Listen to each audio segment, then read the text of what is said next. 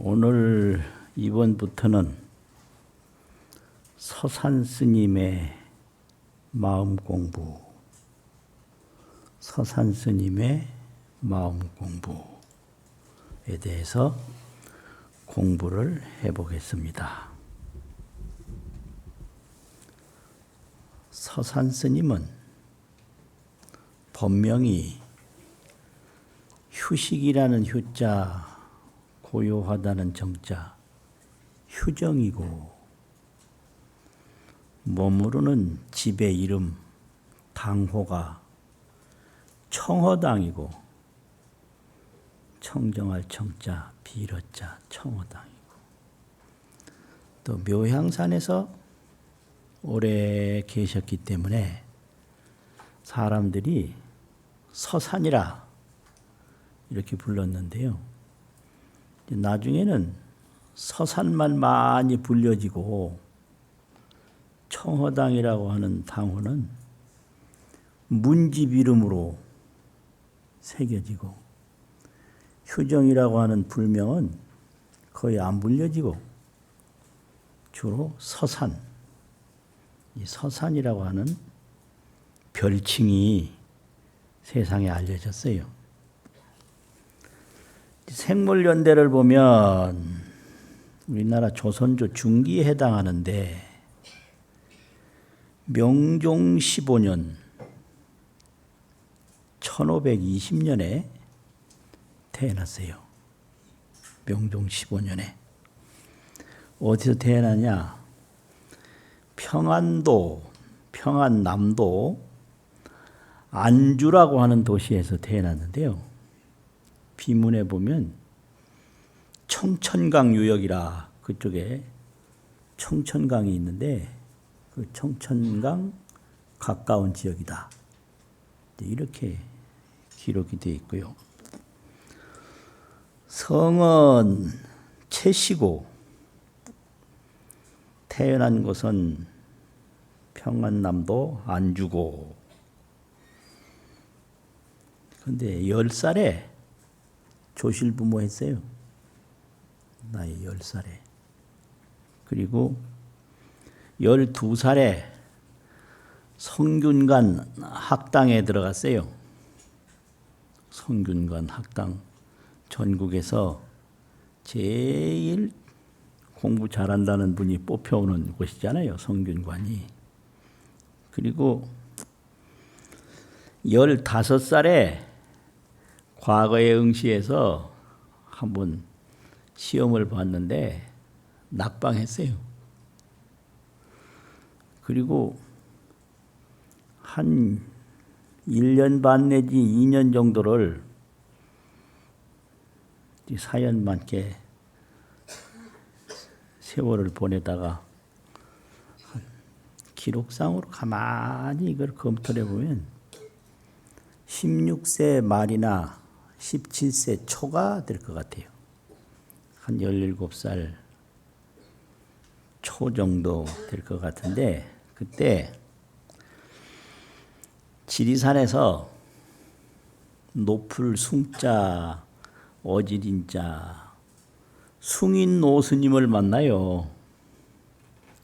숭인 노스님을 만나는데 그 노스님이 서산을 불러. 그래서 하는 얘기가 관자하니 그대를 한번 보니 기골이 청소하고, 옛날에는 이 관상을 많이 봤어 보면 이 관료를 뽑는데도 판단 기준을 신논서판이라고 그래가지고 몸을 먼저 봐요. 희한해요. 몸신자. 그 다음에 언변을 봐. 그 다음에 글하는 걸 봐. 그 다음에 판단력을 봐. 지금하고는 틀린데 신원서판이라고 그래요. 그 희한해요. 근데 이 숭인노 스님이 서산을 보고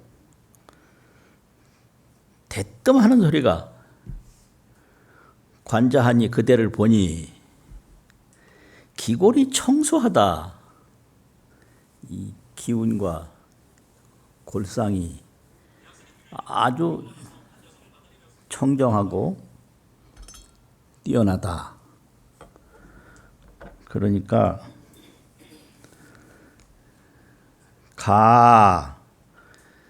마땅히 해야 할 일은 해심어 심공급제하야. 불교 공부를 성취하는 걸 심공급제라고 하고, 일반 그 당시 관료 공부를 성취하는 걸 과거급제라고 그랬거든요. 과거급제를 하면 하구등사라고 벼슬길에 오르는 거예요. 천자문에도 배움이 넉넉하면 벼슬길에 오른다. 과거에는 한번 응시했다가 낙방을 했는데 이제 절에서 스님을 만나니까 절에는 심공급제하는 길이 있다. 심공이 뭐냐? 마음심 필공. 마음이 다 깨끗해지면 합격하는 길이 있어. 급제가 합격이잖아요. 심공급제 하는 길이 있는데 그때는 기골이 청소하고 여러 가지 행동 거지가 비범해서 범상치 않아서 이 심공급제하는 길로 나아가는 게 옳다. 과거급제에 연연하면 좋지 않다. 그래서 심공급제 하려면 의 영단호 세간명리라, 영원히 세간의 명리를 끊어야만 심공급제 하는 길로 갈 수가 있다. 그러면서 하는 말이 서생지업은 글 배워서 과거 시험 봐서 벼슬길에 올라서 평생 사는 게 서생의 업인데, 서생지업은 수종일 영역이나 비록 매일같이 날이면 날마다 바쁘게 사나 100년 소득이 100년 동안 이루어서 얻은 것이 지일허명이라 오직 헛된 이름뿐이다. 이런 말을 해요. 그러니까 서산 스님이 그 당시 처음 들어보는 얘기거든. 질문했어요. 도대체 이 마음이 깨끗해서 합격한다는 심공급제하는 공부가 뭡니까? 물었어요. 그러니까 숭인노 스님이 눈을 끔먹끔먹해. 그러고 알겠느냐 물어요. 모르겠습니다. 말로 하기는 어렵다. 나는이라 어려울란자 말씀은자 말로 하기 어렵다. 그러면서 경전이라든지 여러 가지 불설을 여러 종류를 줘요. 자세히 보고 자세히 생각해 보면 점점 들어갈 수 있다. 그래가지고 이제 그 당시에 마음 공부도 굉장히 깊고 교학도 어마어마하게 깊은 부용영관이라고 큰 스님이 계셨는데 그 부용영관 스님께 공부하라고 길을 인도해 주셨어요.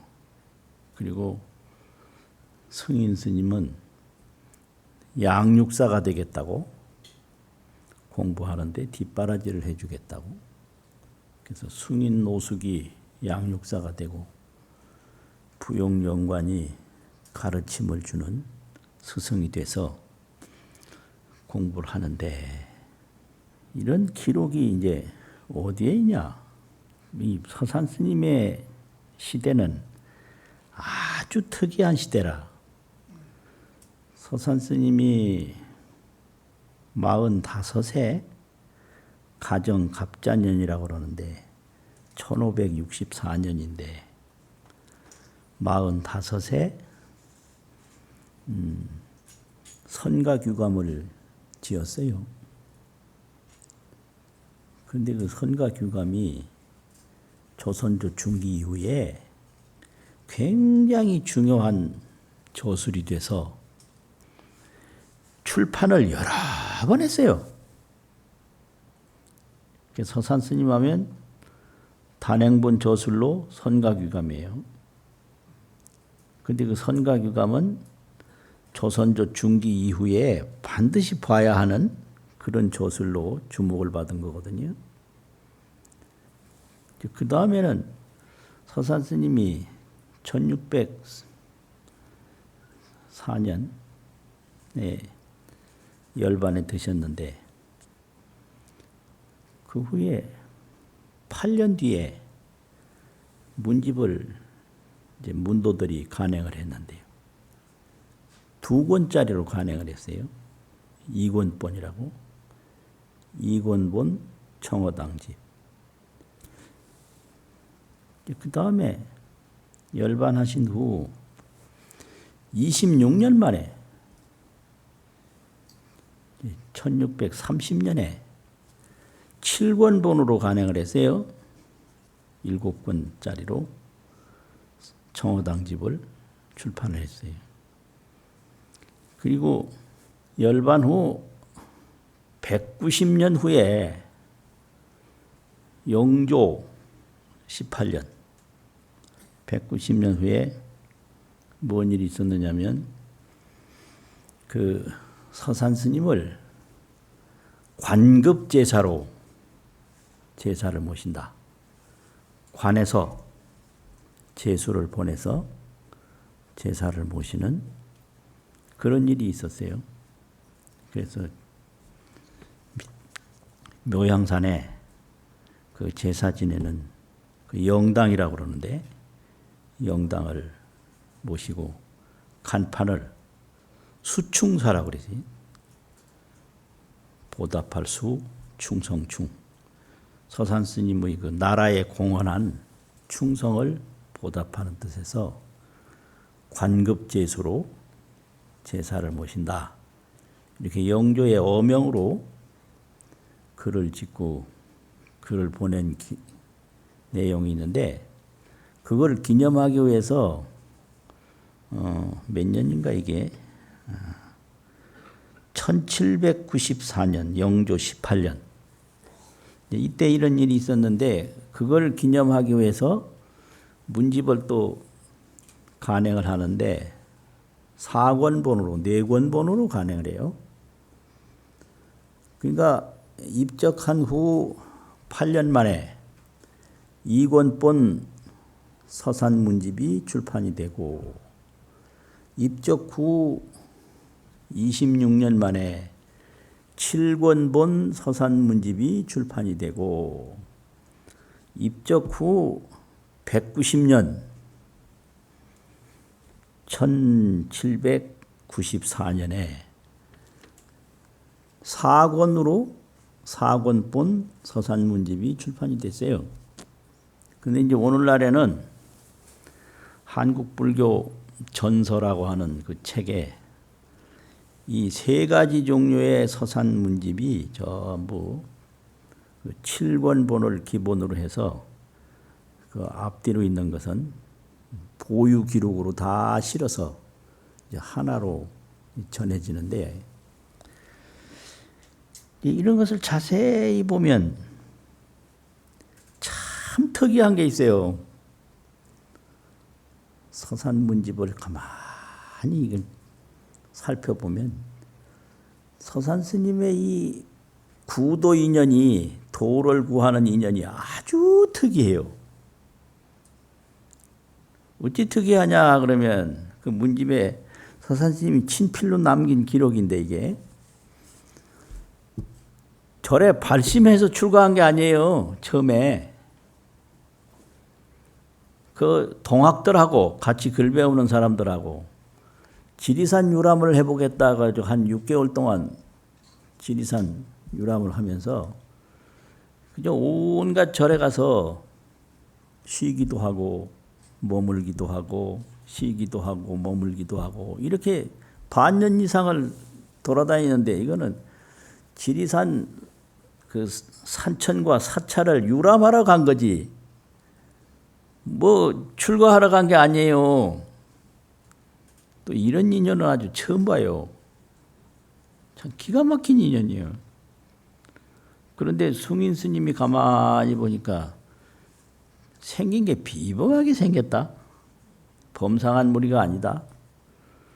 또 기골이 하도 청수해서 이 세간 서생지업으로 헛된 이름을 구하다가 그냥 허무하게 죽기에는 너무 귀한 인물이다. 이걸 알아챘단 말이에요.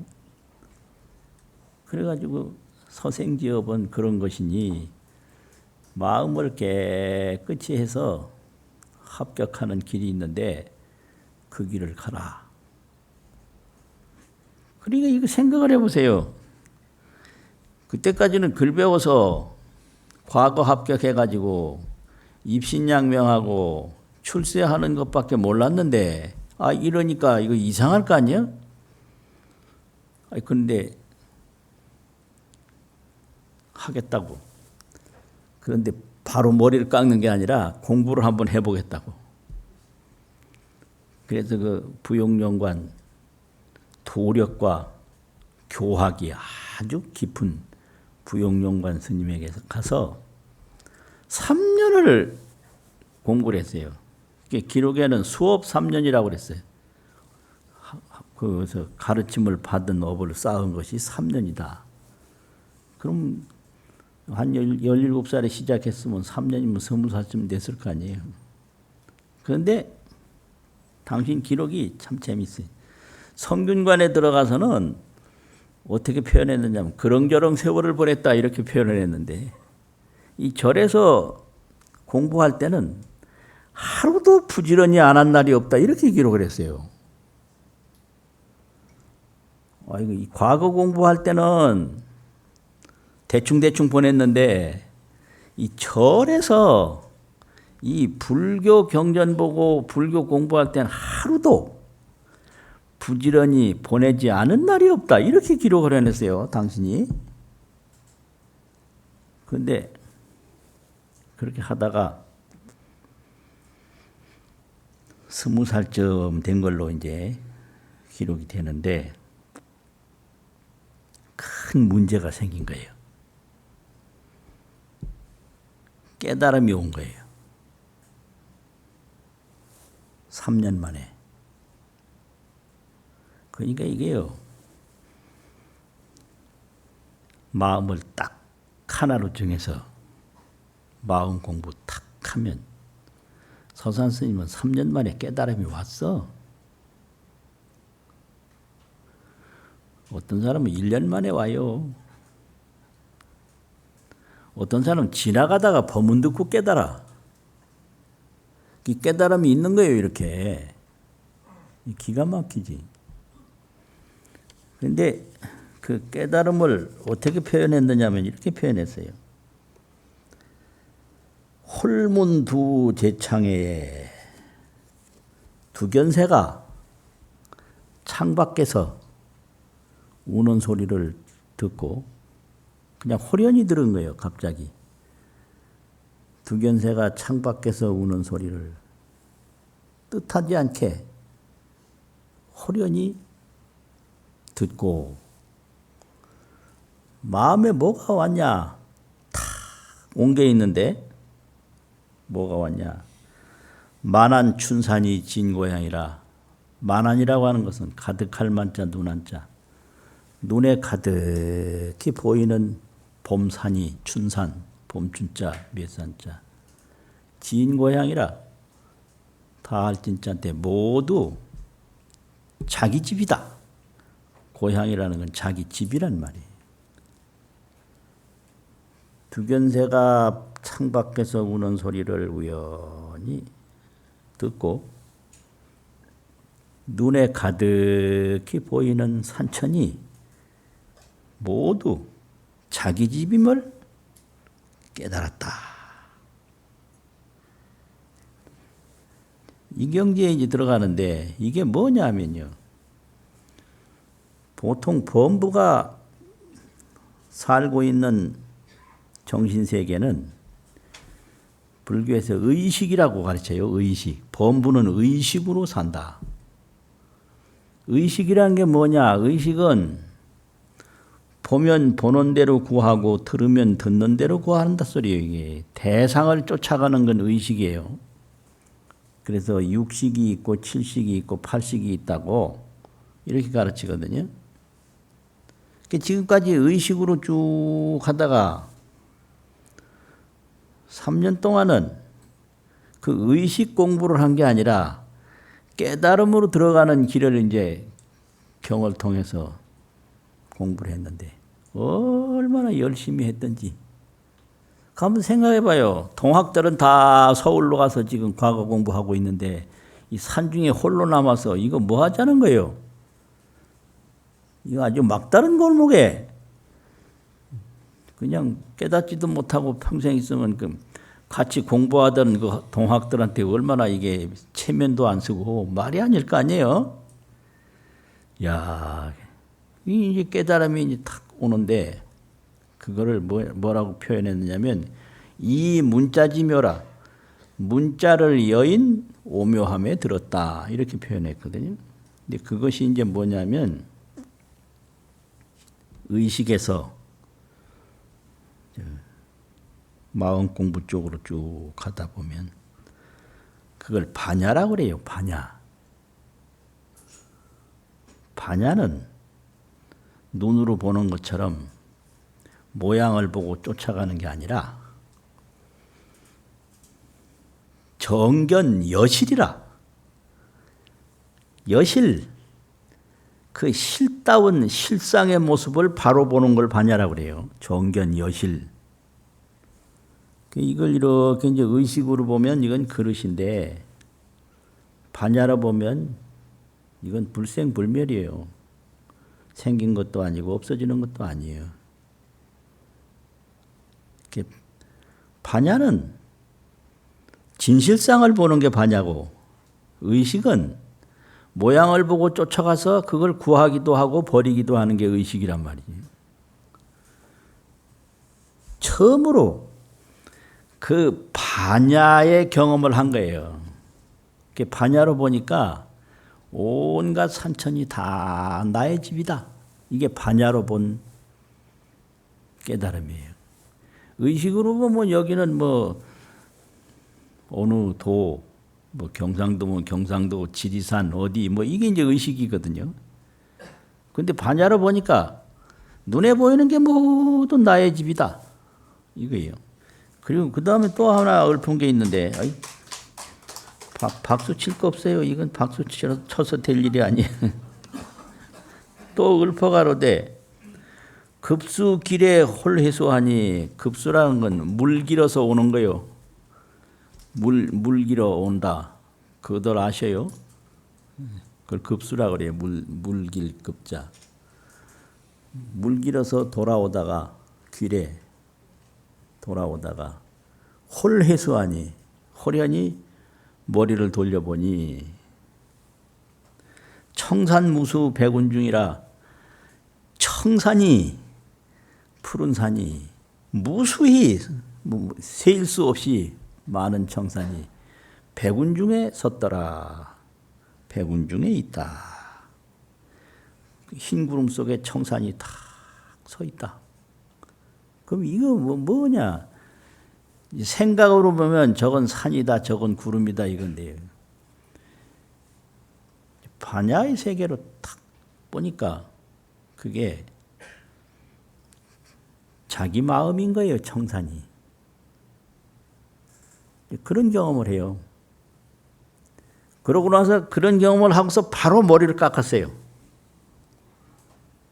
바로. 그건 경험을 하기 전에는 절에서 공부만 했지 머리는 안 깎았어.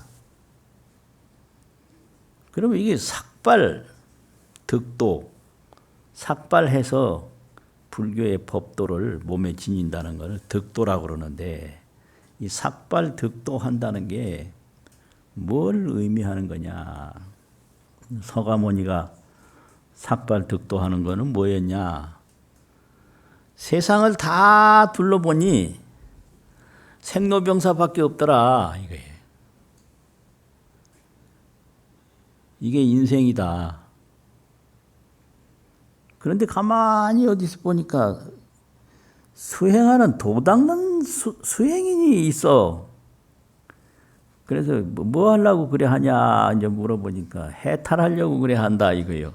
아, 생로병사에서 해탈하는 길이 있구나. 그래가지고 생로병사 이 세속적인 삶을 버리는 게 그게 삭발이에요. 출가예요. 그게 출가 삭발이에요. 그러니까 삭발을 한다는 것은 이 세상 사람들이 구하는 몸을 통해서 의미를 찾는 것을 청산한다는 뜻이에요. 이게 머리가 몸이잖아요. 머리 하나를 잘라낸다는 거거든. 그러면 세상 사람은 다 몸을 통해서 몸으로 부자가 되고 몸으로 출세를 하고 몸으로 이익을 얻고 그랬는데 이 서가모니는 몸으로 얻는 건 이제 안 한다. 몸이 왕되는 거 아니에요. 그거 안 하고 해탈하는 길을 가겠다. 그럼 해탈하는 길을 어찌 가노 하니까 그 당시에 고행으로 해탈을 간다 그러고 마음을 다 선정에 들어서 해탈을 한다 그러고 선정 해탈, 고행 해탈이요. 그래서 그걸 직접 해보니까 역시 얻는 게 밖에 있어. 뭐 오래 산다든지 뭐 한다든지. 그래서 이 형상으로 나타나는 건 다 무상한데 이거는 얻어도 그것마저 오래 가는 게 아니다. 그래가지고 이제 다른 사람이 다 안 하는 마음으로 얻는 해탈을 마지막에 얻었거든요. 그게 계향, 정향, 해양, 해탈향, 해탈직연향, 그 해탈직연을 얻어서 서가모니는 해탈을 한 거지. 해탈의 그 어떤 단계를 얻어서 해탈한 게 아니거든요. 해탈직연으로 해탈한 거예요. 근데 이게 서산 스님도 마찬가지예요. 그 마음이 깨끗해져서 합격하는 세계는 그것은 몸으로 학문을 이루고 벼슬을 이루고 출세를 이루어서 얻는 길하고는 다르다. 그런데 그 다른 길이 있는 걸 내가 알아야 머리를 깎지. 다른 길이 있는 걸 모르면 어떻게 머리를 깎나.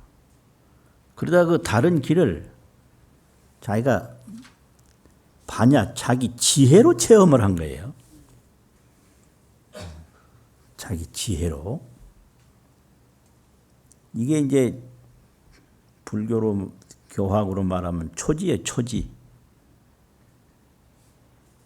십지, 배우는 단계는 십주, 십행, 십회양 이런 단계고, 이거 이제 직접 본 거는 십지 중에 초지보살이거든요. 그래서 서산 스님도 이게 몸으로 얻는 세계가 전부가 아니고 마음으로 얻는 세계가 있구나. 이걸 알고 몸으로 얻는 세계에서 마음으로 얻는 세계로 돌아서는 게 그게 삭발이에요. 그래가지고 단발일 서해라고 하는 시가 있어요. 서산 스님 문집에 보면. 삭발을 그 전에는 단발이라고 그래서 끊을 단자. 단발령 이런 말도 있었잖아요. 이 단발, 삭발하는 날 자기 생각을 쓴다. 서해, 쓸 서자, 해포해자, 단발이 서해라고 그런 게 있는데 두 수가 있어요. 7원구 두 수가 있어. 그게 이제 뭐냐면 첫째가 지호, 취미, 관성공. 지호라고 하는 건 쓸데없다 소리예요. 갈지자, 어조사호자 쓸데없이.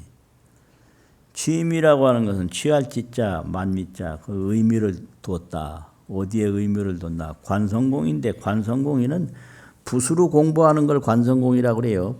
붓으로 공부하는. 글 공부하는 데 쓸데없이 의미를 두었다. 그래서 20년 전 차경공 20년 동안 그러니까 20살 넘어서 삭발했다고 보면 딱 되는 거예요. 20년 동안 차경공이라 그릇되이 공부를 했다.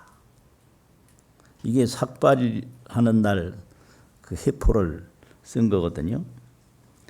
일각차신이 동환몽하고 이 몸이 동환몽이라 같을 동자 헛개비 환자 꿈몽자 한순간에 이 몸이 헛개비와 같고 꿈과 같음을 깨닫고 느끼고 세간무물 불의공이라 세간에 어떤 것도 헛되지 아니함이 없다. 그래서 삭발을 한 거예요. 그런데 이게 의식으로 보면 이걸 못 느끼는 게 왜 못 느끼느냐면 오늘은 이래도 내일은 좋은 일이 있겠지.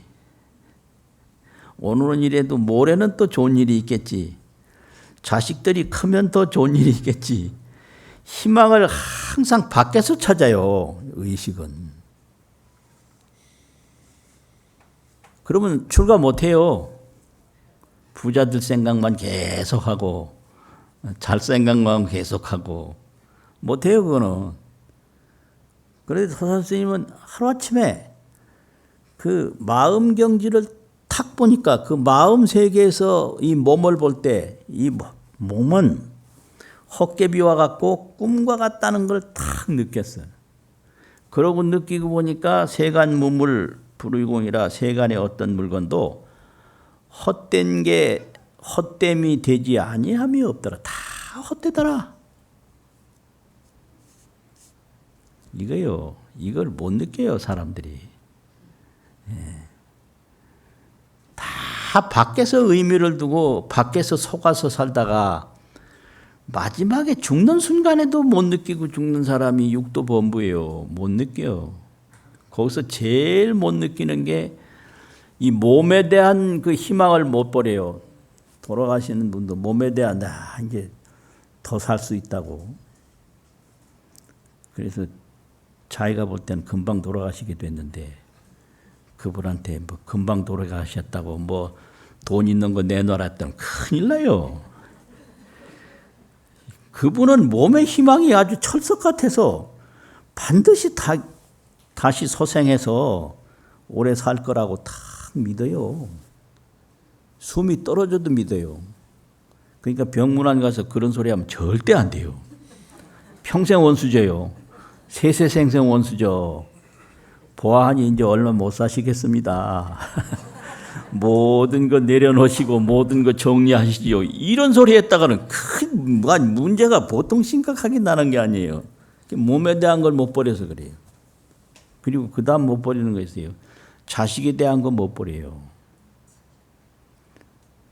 그래서 자식에 속아서 평생 헛고생하는 사람 대부분이고 몸에 속아서 맨날 고생하는 사람 대부분이라 그 전부 이 몸을 통해서 이루려고 그러지 이 마음을 탁 돌이켜서 합격해가지고 완전히 이루려고 하는 사람이 이게 반야를 닦지 않으면 없어요.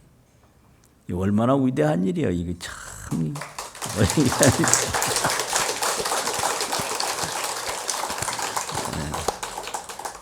그런데 너무 이상한 거는 그 어떻게 하루아침에 노스님 말씀 한마디 듣고 탁 그걸 공부를 해보겠다고 시작을 해요.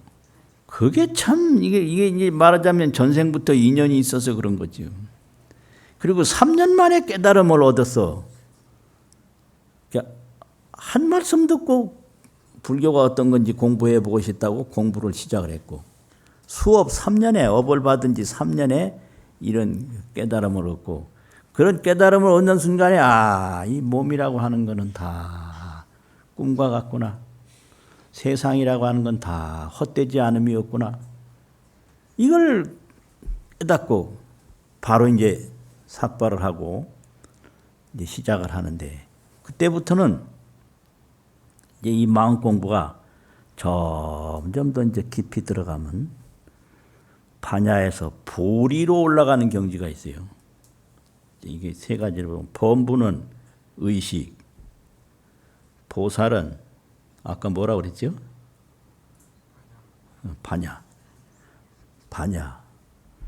재불은 보리. 이제 반야가 점점 깊어지면 보리로 올라가요. 그러니 반야와 보리의 차이점 뭐냐면 반야는 조견을 해야 돼요. 딱 비춰봐야 보여.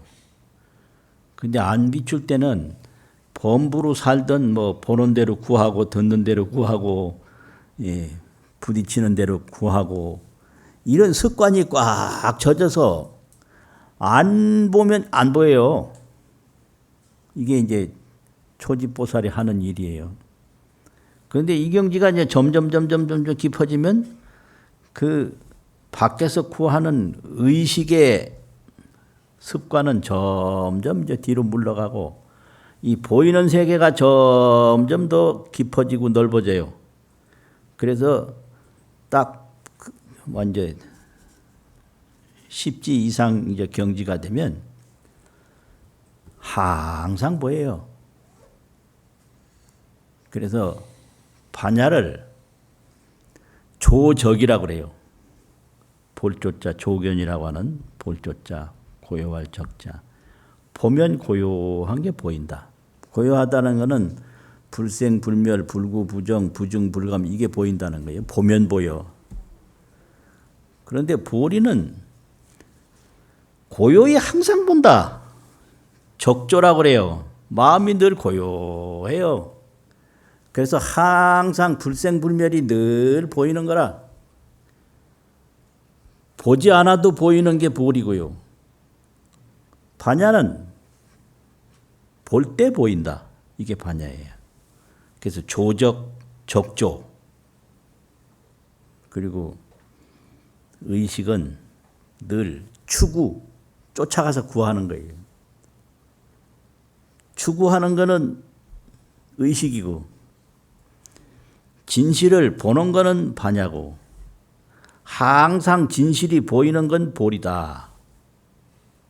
그러니까 이제 서산 스님도 처음에 순간적으로 보기는 봤어. 봤는데 그 보기 전에 생각으로 살아오던 게 그냥 이루어지는 거예요. 계속되는 거예요. 그러니까 이제 더 깊고 더 항상한 깨달음을 얻기 위해서 이제 출가를 머리를 깎고 계속 이제 공부를 계속 더 정진을 하는 거죠. 이게 상당히 중요해요. 처음에 그 마음의 세계를 보기는 봤는데 그 다음이 문제예요. 조금 지나니까 번뇌망상이 그대로 이어지더라 이거예요. 그래서 여기서 점점 더 들어가야 그 번뇌는 사라지고 지혜가 점점 드러나서 나중에는 보지 않아도 저절로 진실상이 항상 보이는 거 이걸 적조라고 그래요. 고요해도 항상 보인다. 이게 이제 성불이거든요.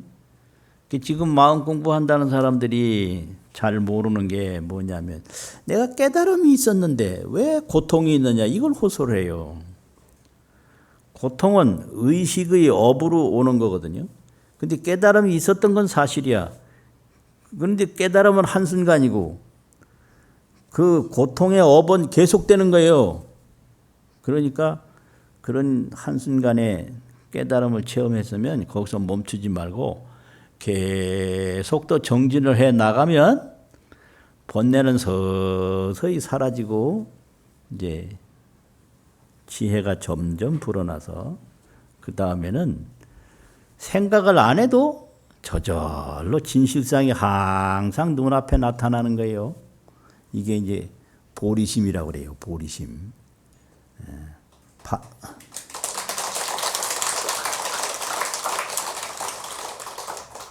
그래서 서산 스님은 이런 경지를 또 얻어가지고 삭발을 해서 그 다음에 공부를 더 깊게 해서 이제 시를 진 게 많은데 그때부터는 오도 법어가 되는 거예요. 도를 깨달은 법어가 되는 거예요. 오늘은 여기까지만 하고요. 다음에 또 말씀드리겠습니다.